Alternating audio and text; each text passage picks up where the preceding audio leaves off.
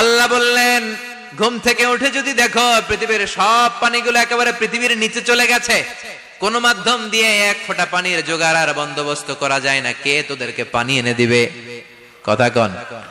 আল্লাহ ছাড়া এক ফোঁটা পানি এনে দেওয়ার মতো ক্ষমতা কারো আছে নাকি? আবার পানি থেকে পৃথিবীর সব কিছুরে বানালো কে? ওয়াজআলনা মিনাল মাই কুল্লা শাইইন হাই আফালা ইউমিনুন।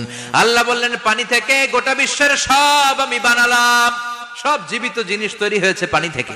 এটা কোরআনের কথা। কার কথা? আর ১৫০০ বছর পর বিজ্ঞানীরা এখন বলছে পানি থেকেই সব প্রাণ এসেছে। সুবহানাল্লাহ পড়েন।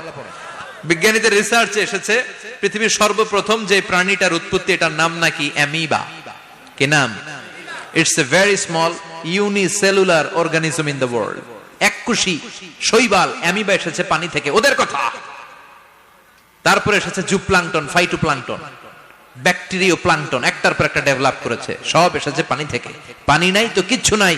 পানি হচ্ছে প্রাণের ব্লুপ্রিন্ট। চিল্লায় বলেন ঠিক কিনা? পানির মধ্যে সব প্রাণের অস্তিত্ব রেখে দিয়েছে কে?